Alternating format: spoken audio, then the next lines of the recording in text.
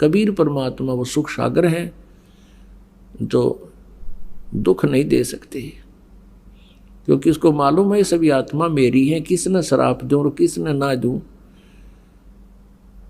अब जो ही अंदर गए तो देखा कि स्वामी रामानंद जी के 2 टुकड़े हुए पड़े हैं और गर्दन धड़ से अलग पड़ी है।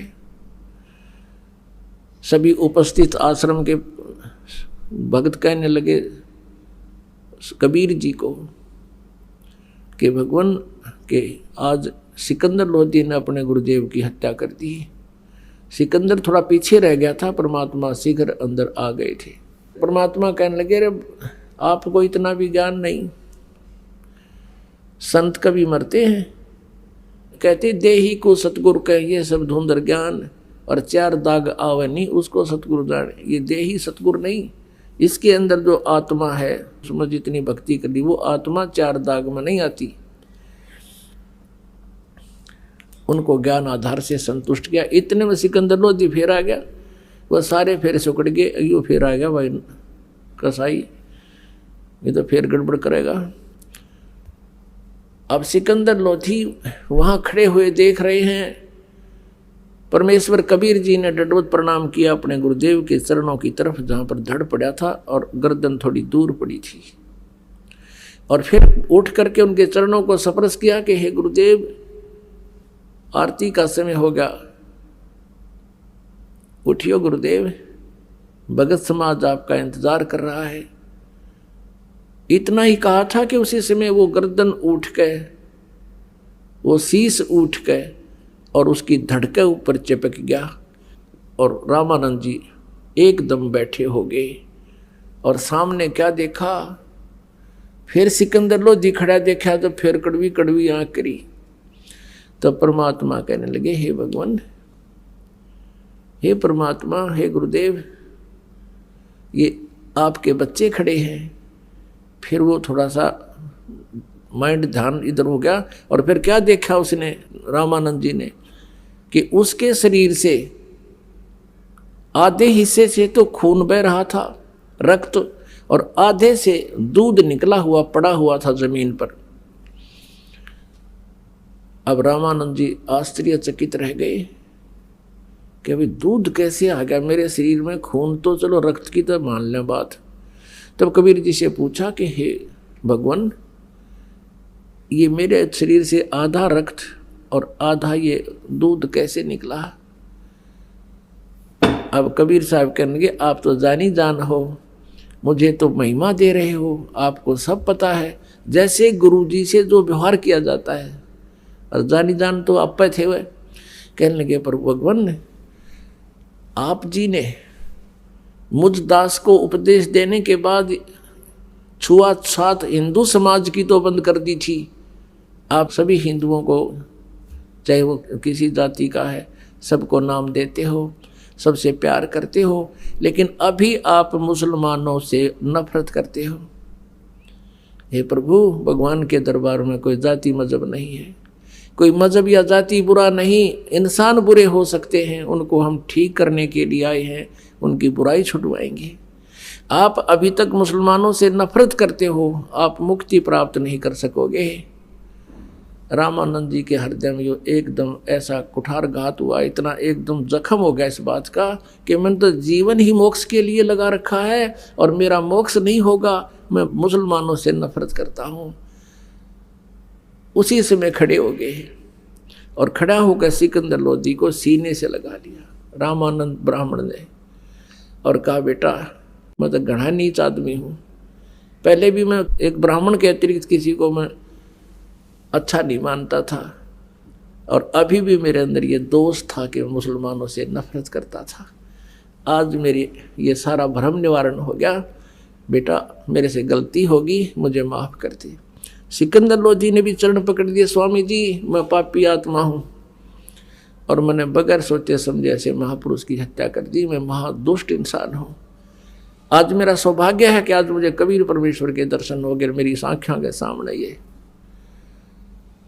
सब लीला होगी। आज मुझे भी परमात्मा के पहचानने का सुअवसर मिल गया।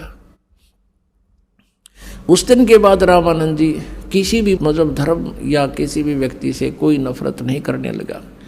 और परमेश्वर ने बताया कि स्वामी जी आज आपकी आयु फाइनल थी, आज के बाद आपकी आयु नहीं थी, और अब ये आयु परमात्मा की दी हुई आपको मिली है। रामानंद जी कहते हैं परमात्मा तो मेरे सामने खड़ा है, हे भगवान मेरा ना जाने कौन से जन्म का पुण्य उदय हुआ जो आप मुझे मिल गए। मैं तो इतना नीच था, अब भी मैं अपने आप को सुपीरियर मान रहा था कि मैं तो बहुत नेक हो लिया, अब आपने दिखा दिया कि मैं कितना नीच था। अब पुण्यात्माओं परमात्मा ने 1 घंटे तक वहाँ सत्संग सुनाया हिंदू और मुसलमान एकता के ऊपर कि तुम एक पिता की संतान हो। इस काल ने आपस में इसलिए हमें 2 बना 4 बना रखा है, 20 बना रखा है कि तुम आपस में लड़ते मरते रहो, कोई चैन से ना रह सके, और सभी एक परमात्मा की संतान हो, वही कुल का मालिक है।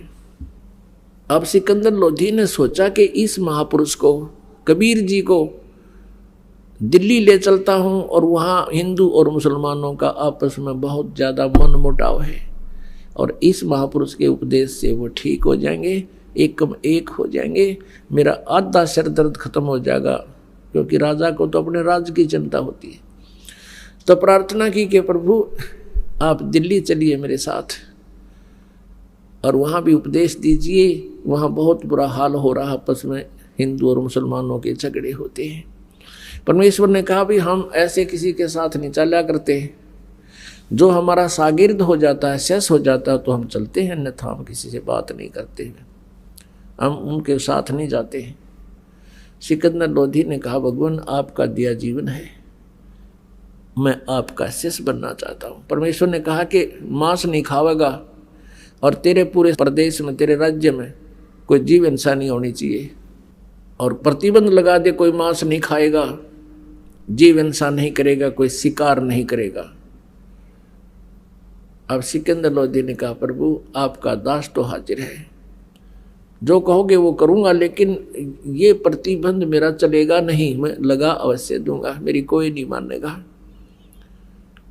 और मेरे राज्य में भी उथल पुथल हो जाएगी, क्योंकि ये मुसलमान लोग इतने भ्रमित हो चुके हैं, ये मांस को एक जो भोग लगाते हैं उसको प्रसाद रूप में लेते हैं, और जो आप कहो वैसे आज्ञा होगी। परमात्मा बोले पर तू एक काम करिए, तू नहीं खाएगा।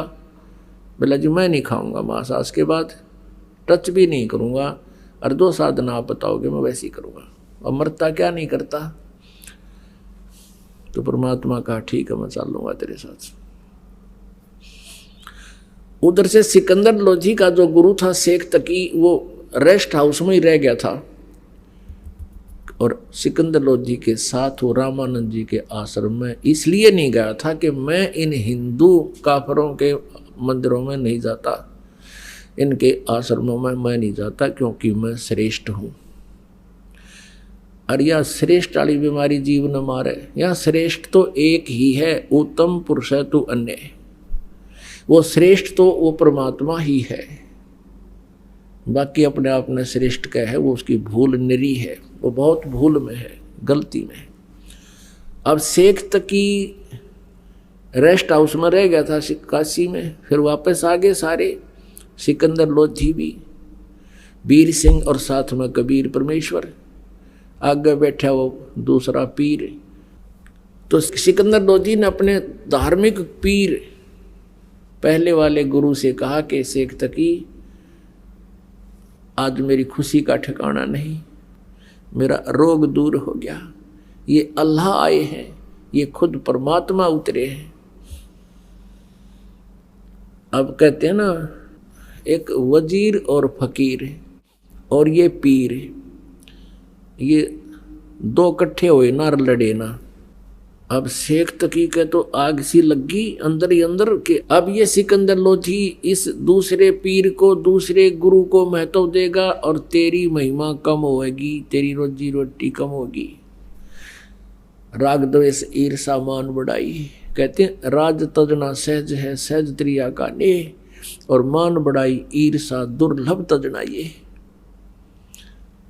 और सिकंदर लोधी ने कहा कि पीर जी मेरा जलन का रोग खत्म हो गया, इन्होंने आशीर्वाद ही दिया था।